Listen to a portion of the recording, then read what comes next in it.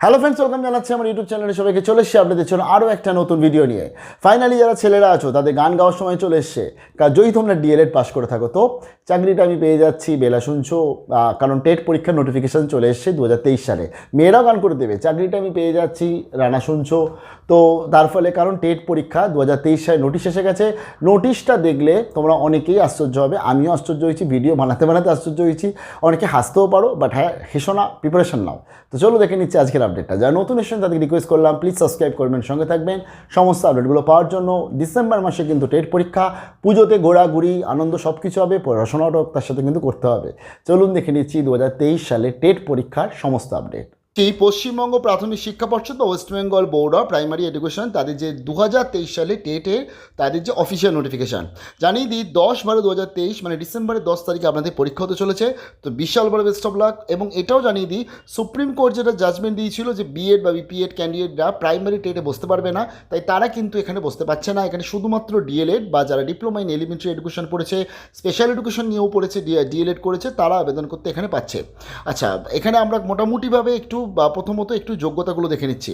First of all বলে দিয়েছে, যাদের আজকে উচ্চ মাধ্যমিকে বা 12-এতে 50% মার্কস আছে এবং যারা 2 বছরের ডিএলএড করেছে, কমপ্লিট করেছে, তারা আবেদন করতে পারছে।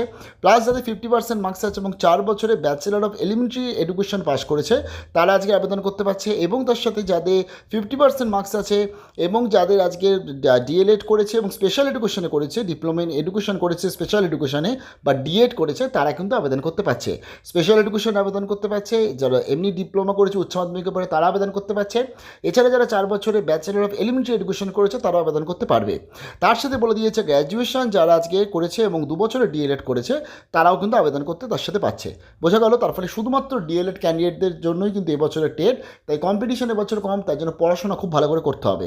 এবার আমরা একটু রিল্যাক্সেশনগুলো দেখি, খুব ইম্পর্টেন্ট, কারণ এখানে অনেক ক্যাটাগরি আছে। প্রথমত 50% তো চাইছে মার্কস, কিন্তু 5% রিল্যাক্সেশন পাচ্ছেন আপনি যদি SC, ST, OBC A, OBC B বা পিডব্লিউডি ক্যান্ডিডেট হন, অথবা আপনি যদি ধরুন এক্সামটেড ক্যাটাগরির মধ্যে আসছেন। আচ্ছা, এই এক্সামটেড ক্যাটাগরিটা কি একটু প্রথমে দেখে নিই। আচ্ছা, এক্সামটেড ক্যাটাগরিটা আমি একটু বলে দিই। এটার জন্য অ্যাকচুয়ালি স্টেট ওয়াইজ আলাদা আলাদা হয়। আমি তার জন্য সরাসরি সরকারি ওয়েবসাইট চলে এসেছি, যার নাম হচ্ছে directorate of employment West Bengal. তো এখানে আমাদের ওয়েস্ট বেঙ্গলে যে এক্সামটেড ক্যাটাগরি আছে, জানিয়ে দিই এদের রেজিস্ট্রেশন হয়, রিনিউয়াল করতে হয় এদের সার্টিফিকেটে। তো এখানে কী কী মোটামুটি চায়, প্রথমত আজকে বলে দিয়েছে ডিপেন্ডেন্টস অফ এমপ্লয়ি। ডিপেন্ডেন্ট মানে হচ্ছে কারা, অর্থাৎ যারা ধরুন যে আজকে মানে কাজ করতো, মানে যে এমপ্লয়ি ছিল তার যে তিনি মারা গেলে তার ডিপেন্ডেন্ট হচ্ছে তার ওয়াইফ, তার ছেলে বা তার মেয়ে। তো এই রেসপেক্টে আজকে ডিপেন্ডেন্ট, যদি কেউ এরকম থাকে যে কাজ করতে করতে মারা গেছে, তাহলে তার ডিপেন্ডেন্টরা চলে আসছে। যদি কেউ এরকম থাকে যে সেই রিটায়ার করেছে, সেই সময় সে অক্ষম হয়ে গেছিলো, এরকম যদি কেউ থাকে, তাহলে তার ডিপেন্ডেন্টরা চলে আসছে। যদি এরকম কেউ থাকে তার ফ্যামিলি ল্যান্ড ডোজার মানে ভূমি ক্ষতিগ্রস্ত হয়েছিল, তারা চলে আসছে। সেন্সাসে কাজ করেছে, তারা চলে আসছে এর মধ্যে। ইলেকশন জবে কাজ করেছে, তারা চলে আসছে। এছাড়া যারা মেরিটোরিয়াস স্পোর্টস পার্সন, যারা কৃতি স্পোর্টস পার্সন যারা আছে খেলাধুলা নিয়ে, এবং যারা একদম ধরতে গেলে মেরিটোরিয়াস যারা, তারা কিন্তু এক্সামটেড ক্যাটাগরির মধ্যে চলে আসছে। এবং এদের জন্য আলাদা করে কিন্তু আজকে রিজার্ভ প্রত্যেকটা জায়গাতে থাকে। চলুন দেখে নিচ্ছি আর কি যোগ্যতা লাগছে। এবার আমরা একটু দেখে নিচ্ছি যে ডিএলএড যারা মানে পার্সুইং ক্যান্ডিডেট, তাদেরকে কী কী সুযোগ দিচ্ছে। যে সমস্ত স্টুডেন্টসরা আজকে ডিএলএড করছে, পড়াশোনা করছে এবং যারা ফাইনাল একদম পরীক্ষা দিয়ে দিয়েছে এবং রেজাল্টের জন্য ওয়েট করছে, তারা কিন্তু আবেদন করতে পারে। অর্থাৎ যারা আজকে অ্যাপিয়ার ক্যান্ডিডেট ফাইনাল ইয়ারের এবং যারা আজকে এক্সাম দিয়ে দিয়েছে, তারা কিন্তু এখানে আবেদন করতে পারছে। তার সাথে বলে দিয়েছে আজকে 4 বছরে যারা আজকে বিএলএড, অর্থাৎ যেটা আমি আগে বললাম ব্যাচেলার ইন এলিমেন্টারি এডুকেশন পড়ছে এবং অ্যাপিয়ার ক্যান্ডিডেট ফাইনাল সেমিস্টার বা ফাইনাল ইয়ারে, তারা আবেদন করতে পারছে। তার সাথে স্পেশাল এডুকেশন নিয়ে যারা পড়াশোনা করছে ফাইনাল সেমিস্টার বা ফাইনাল এক্সামিনেশনে, তারা কিন্তু আবেদন করতে পারছে। লাস্টে 4 এখানে আরেকটা পয়েন্ট রেখেছে, এই পয়েন্টটাতেই অনেকের অসুবিধা হচ্ছে।